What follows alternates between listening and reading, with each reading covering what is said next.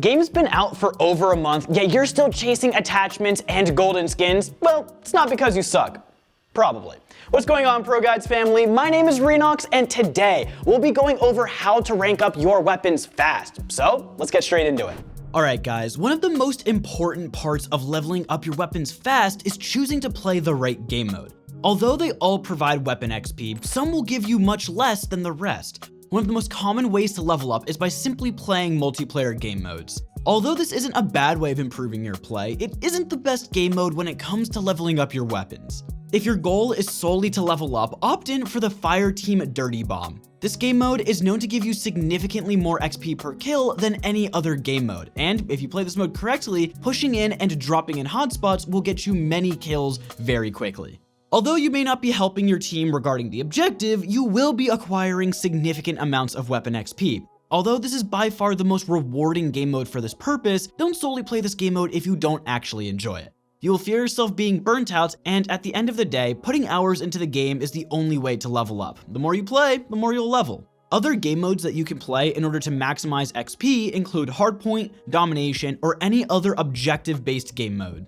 Although these modes won't get you more XP per kill when compared to Deathmatch, you will be able to get many more kills throughout the game.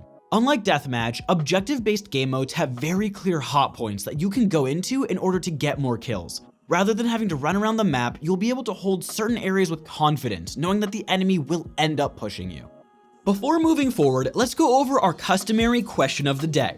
Today's question is actually an interesting one. Would you like to see the implementation of a game mode in which you have no limit as to what type of class you can create? For instance, all players would have all the perks, wildcards, etc. Personally, although I couldn't see myself playing the mode for an extended period of time, I think it would be an interesting game mode to add into the rotation once in a while. What do you guys think though? Would this game mode be too much, or would it be fun to play? Let us know in the comments down below, and we'll be sure to read as many as we can. With that being said, let's get straight back into our next tip. Moving forward, no matter what multiplayer game mode you choose to play, it's important to understand that playing aggressively is the key to leveling up weapons quickly.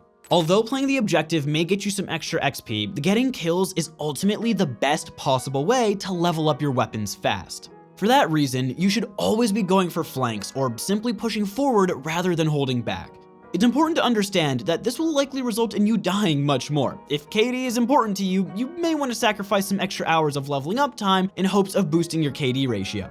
However, if this is not important to you, playing aggressively is definitely the best. Although you may have to try and push a few times, as soon as you reach the enemy backline, your potential skyrockets. You will be able to catch many enemies off guard and get free kills that you otherwise wouldn't have gotten or would have had to work much harder for. For this reason alone, this tactic becomes even more effective if you play objective-based game modes such as Hardpoint.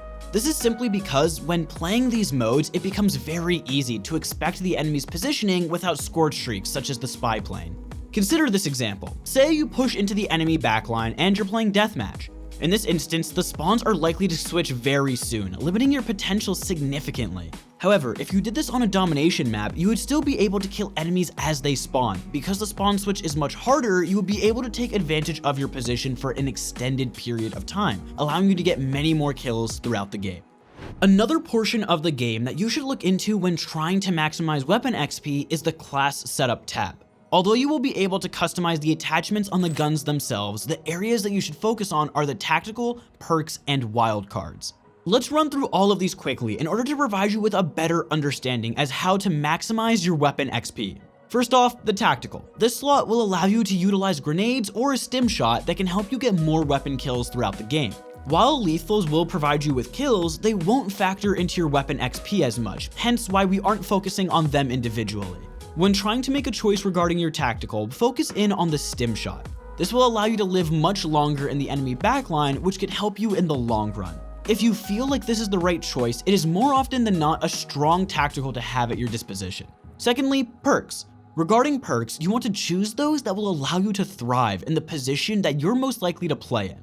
For instance, you may not want to choose something like Ninja, a perk that makes you sprint quieter if you plan to hold long-range angles. Ultimately, going for perks that would limit the amount you die is key. For example, if you want to hold back, go for the Ghost perk in order to be undetectable by enemy spy planes. If you want to push in, go for Ninja in the hopes that the enemy won't even hear you coming. Lastly, let's quickly go over the wildcards. When trying to level up main weapons, we strongly recommend that you consider the Gunfighter perk before any of the other wildcards in the game. This will allow you to equip 3 additional attachments to your main weapon and will undoubtedly make the gun much more useful in a variety of situations. By heightening your ability to kill with your weapon, it is simple to see how you'll be able to get more kills throughout the course of the game. The final thing that we want to point out before moving on is the idea that you can and should alter your attachments throughout the game if you feel it necessary. If you are trying to level up a specific weapon, like an SMG, and you feel like you're not getting enough value, say because your attachments are meant to thrive at close range, but you're playing a long-range map, going prone in spawn, and changing up some attachments and perks might allow you to perform much better throughout the game, balancing out that extra minute that you would spend initially changing your class. If you prefer not to do this, however, you can always have 2 or 3 classes ready for the same weapon that you can utilize in different scenarios. Now that you know the general idea regarding how to play in order to maximize weapon XP, don't overlook the maps that you play. Generally, small maps are the key to getting higher kill games and ultimately more XP. Although you won't always get to choose your maps, you can take advantage of some maps on special rotation. For instance, as of recently, Nuketown has been available to play as a game mode. For this reason, you can play it on repeat if you choose. Because the map is so small, you'll be able to take advantage of the fact that you can expect where enemies will be throughout the game. This will allow you to get many more kills and respectively more XP. We know, however, that this won't always be an option. Sometimes maps are just not available to play non-stop. For this reason, it's important to recognize how to maximize XP when playing on small, medium, and large maps. Due to a lack of time, we won't be able to go over all of these in depth. However, let's go over the important aspects of each in order for you to truly understand how to play on each type of map. First off, let's go over the small maps. On these, you want to push the enemy head on. Although you will end up dying more, you will be able to resume battle in a very short period of time due to the small distance between spawn points and the battleground. On medium maps, you want to go for flanks as often as possible. This is simply because although you will die, your flank missions won't take too much time. On longer range maps, you will spend an excessive amount of time flanking, and if it doesn't pay off a few times in a row, you'll end the game with minimal kills. With that being said, however, one thing that you can do to maximize kills on longer ranged maps is to use longer ranged weapons. More often than not, this will allow you to get many more kills from your spawn point. Ultimately, this removes the need to push in, reducing your time out of battle significantly. Moving forward, let's talk about the score streaks that you can utilize in order to increase your weapon XP throughout the game. It is a known fact that the fastest possible way to earn weapon XP is to simply get more kills with the weapon that you're trying to level up. Simple enough, right?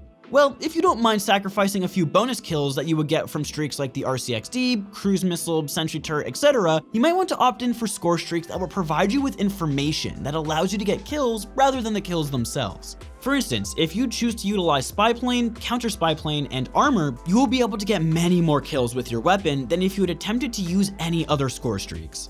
For instance, although it's not likely going to be a very common scenario, let's pretend you utilize all of these score streaks together. Not only will you have knowledge regarding the enemy's location due to the spy plane, you will also be able to survive in the enemy's backline much longer due to the armor and counter spy plane streaks. This will ultimately lead to you getting more kills and, respectively, ending the game with much more weapon XP. We saved likely the most obvious, yet potentially the most important tip for last. Although you will be able to get more XP playing in a certain way, you will never be able to obtain the edge that bonuses such as the double weapon XP provide. When you see these bonuses added into the game, you should maximize your playtime as much as possible. With these bonuses, you will not only be able to gain more XP by playing normally, but the information we provided throughout the past tips will allow you to gain an even bigger edge regarding weapon XP. For instance, let's say obtaining the maximum level on a weapon takes about 10 hours. By implementing the tips throughout this video, you may be able to shave that time down to 8. With double XP, this time is halved, allowing you to get the max level in only 4 hours. When looking at this from a different perspective, it's simple to realize the fact that with double XP, you will be able to max out roughly 5 weapons in the time that it would take you to normally unlock 2 when playing under the right circumstances. This will ultimately reduce your time to level weapons significantly as you go through each weapon and try to unlock every attachment.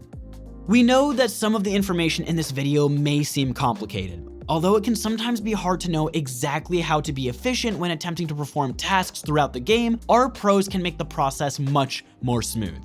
If you would like to learn from the best, we recommend you visit ProGuides.com. Not only is it the best way to improve, but our coaches are also available for instant sessions at your discretion, limiting hassle and allowing you to improve on your own time.